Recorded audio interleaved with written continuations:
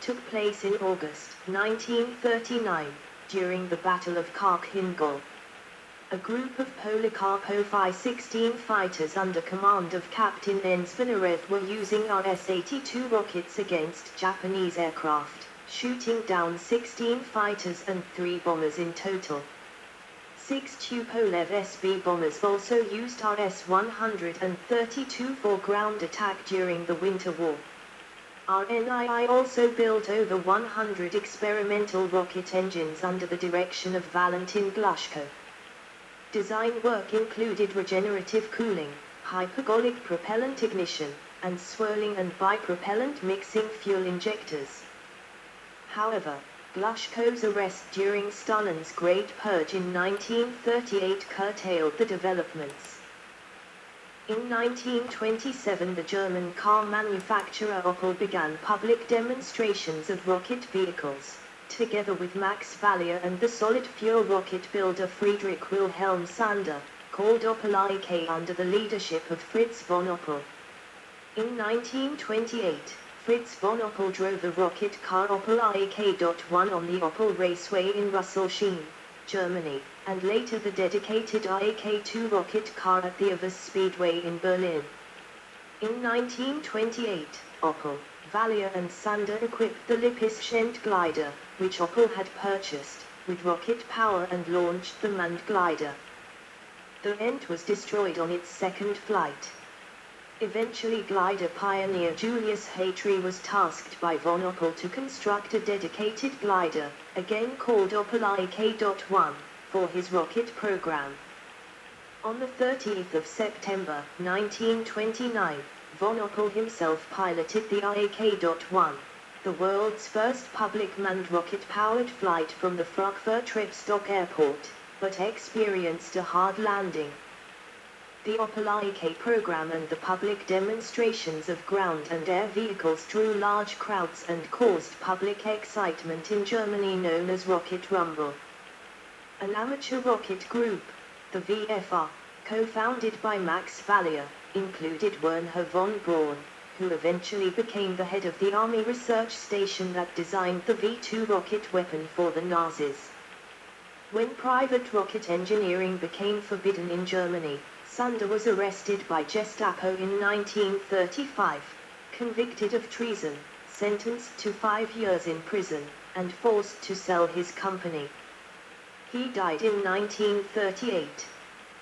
Lieutenant Colonel Karl Emil Becker, head of the German Army's ballistics and munitions branch, gathered a small team of engineers that included Walter Dornberger and Leo Zansen, to figure out how to use rockets as long-range artillery in order to get around the Treaty of Versailles ban on research and development of long-range cannons. Wernher von Braun, a young engineering prodigy who as an 18-year-old student helped Hermann Oberth build his liquid rocket engine, was recruited by Becker and Dornberger to join their secret army program at Kummersdorf West in 1932.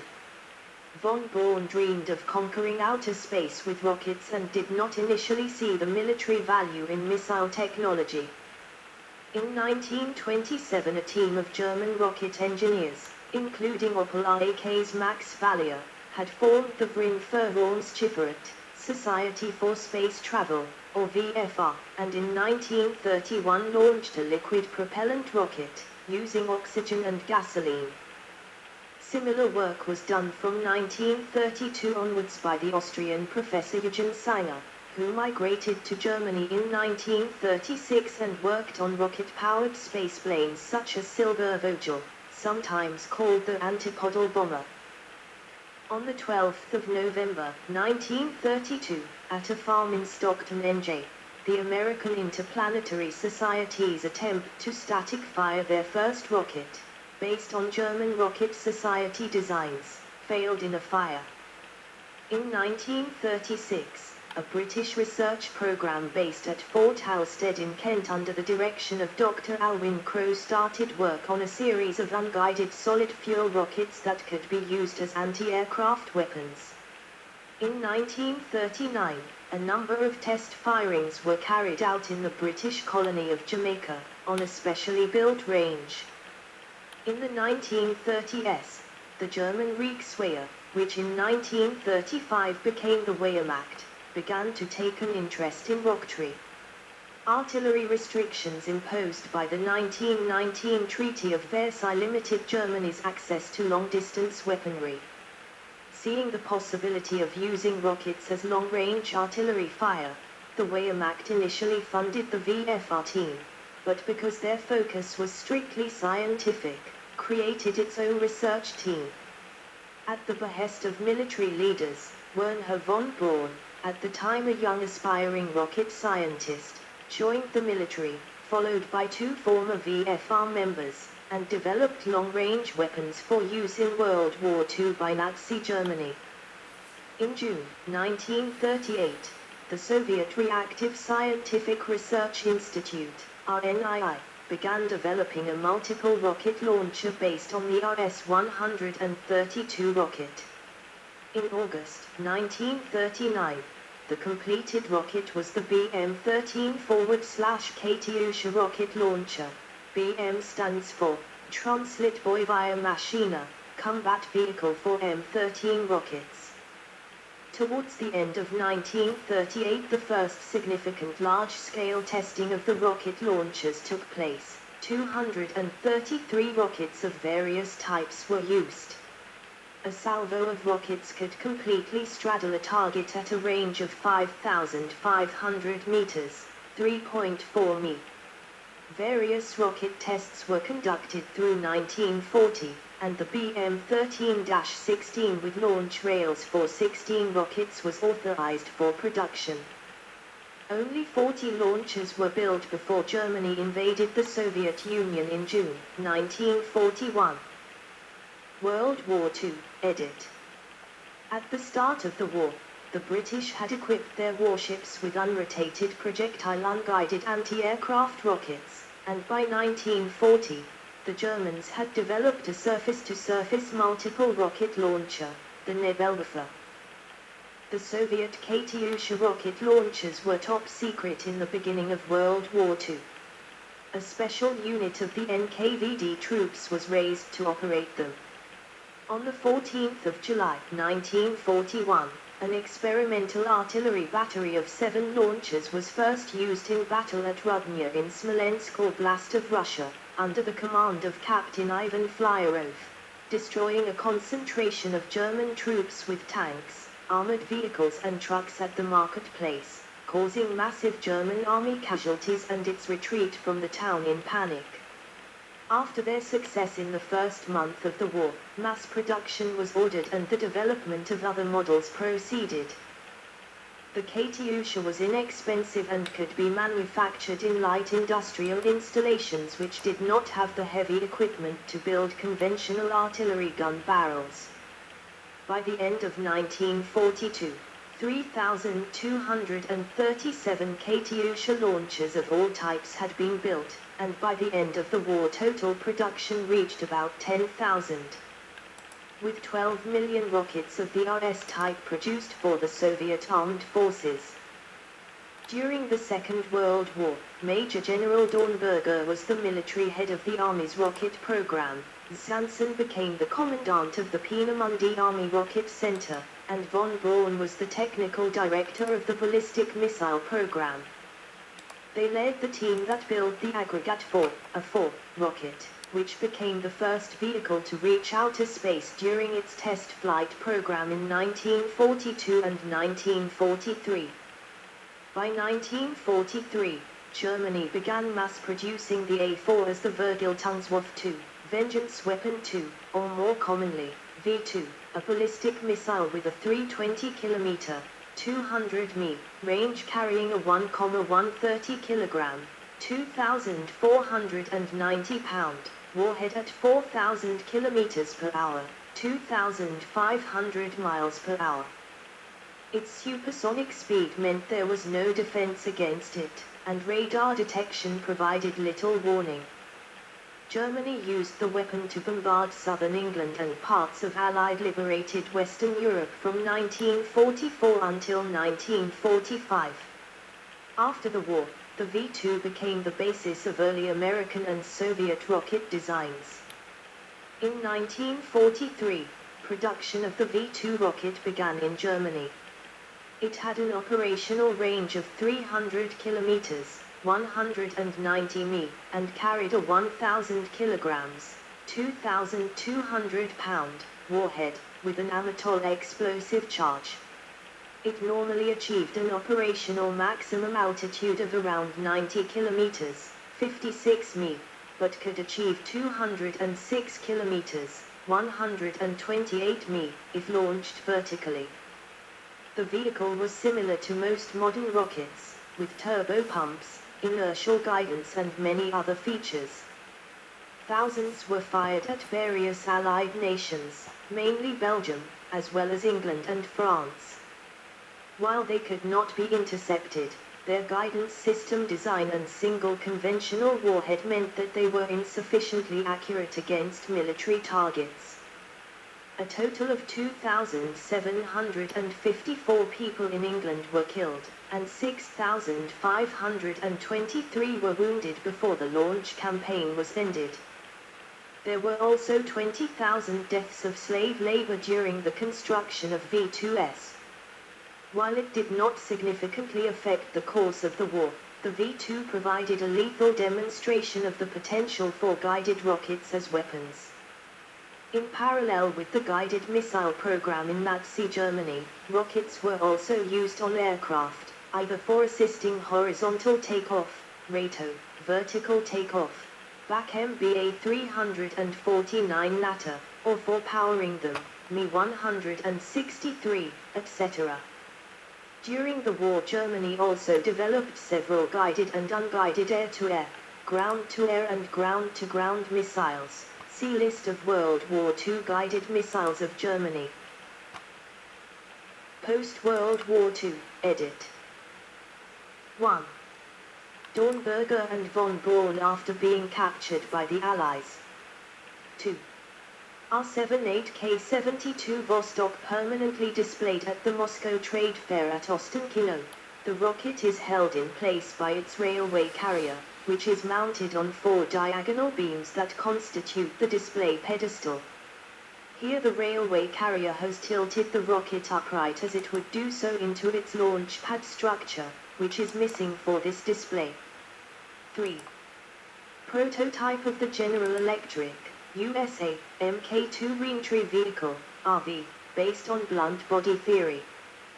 At the end of World War II, competing Russian, British, and US military and scientific crews raced to capture technology and trained personnel from the German rocket program at Peenemünde.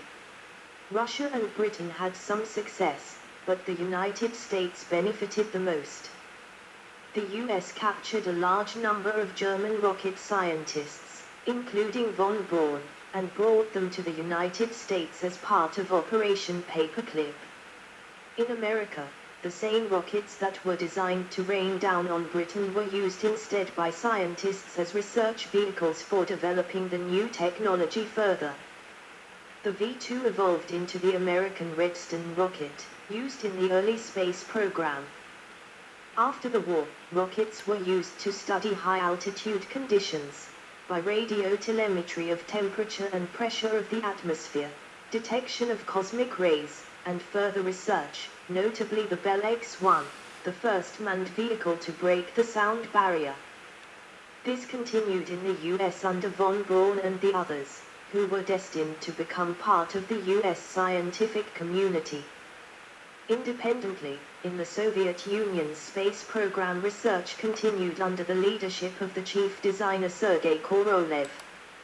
With the help of German technicians, the V-2 was launched and duplicated as the R-1 missile.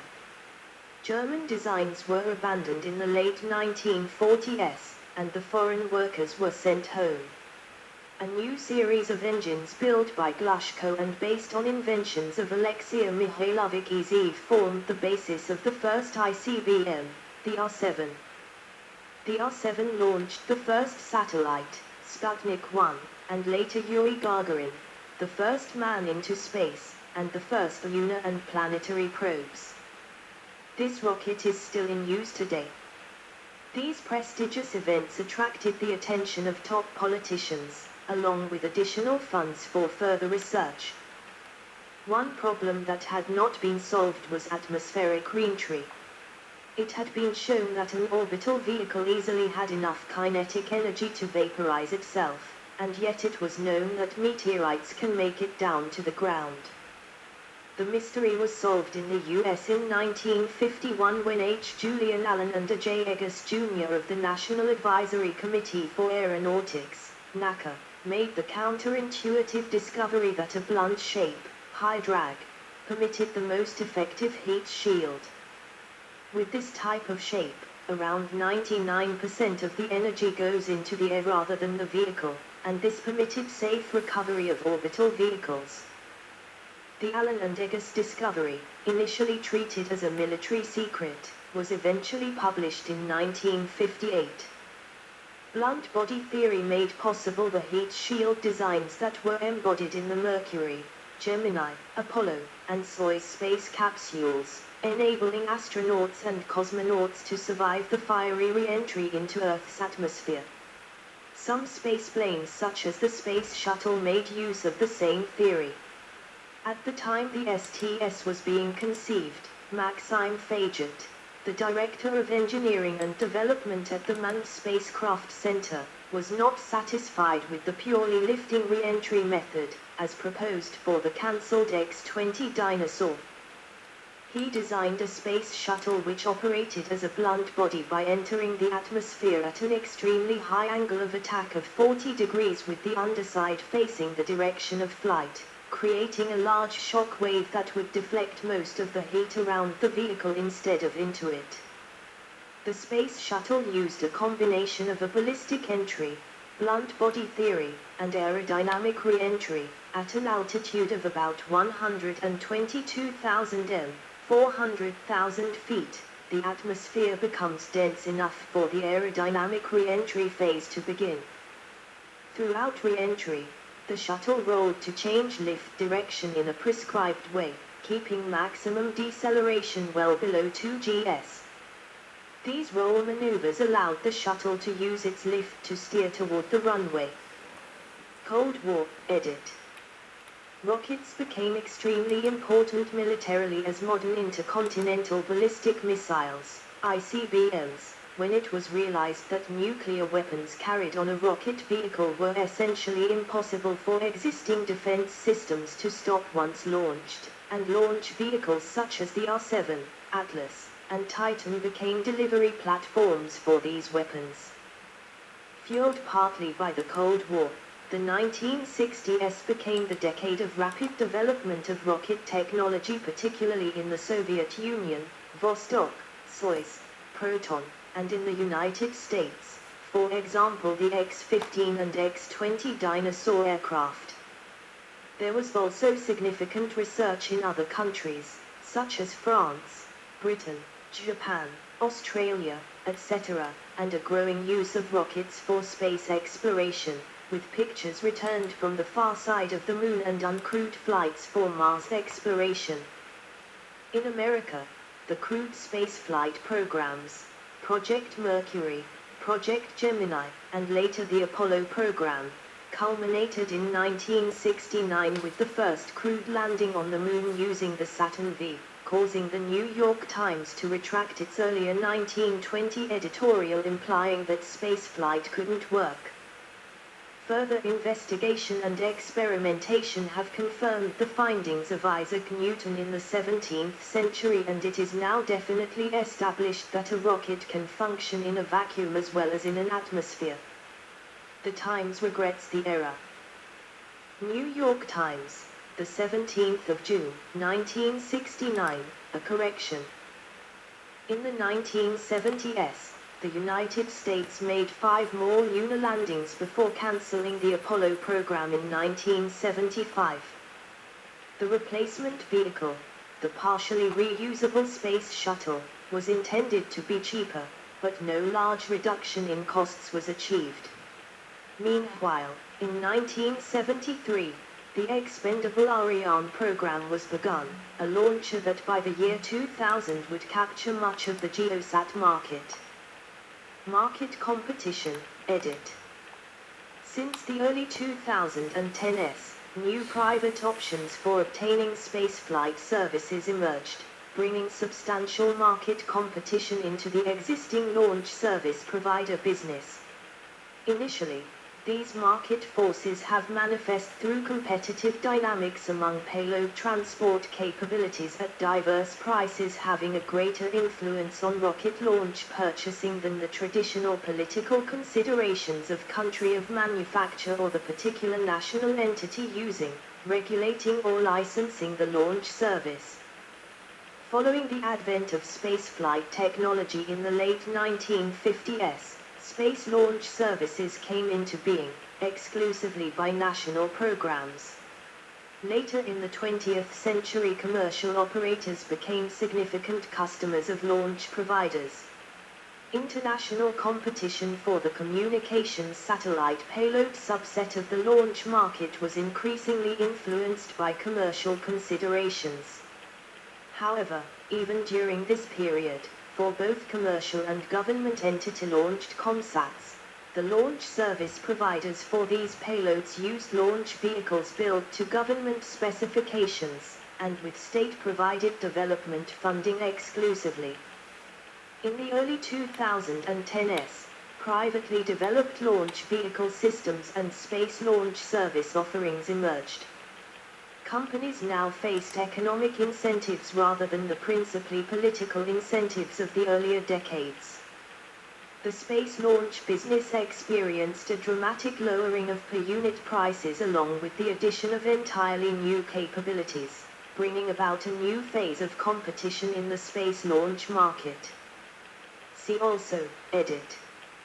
1 jet aircraft. 2 rocket. 3 rocket engine.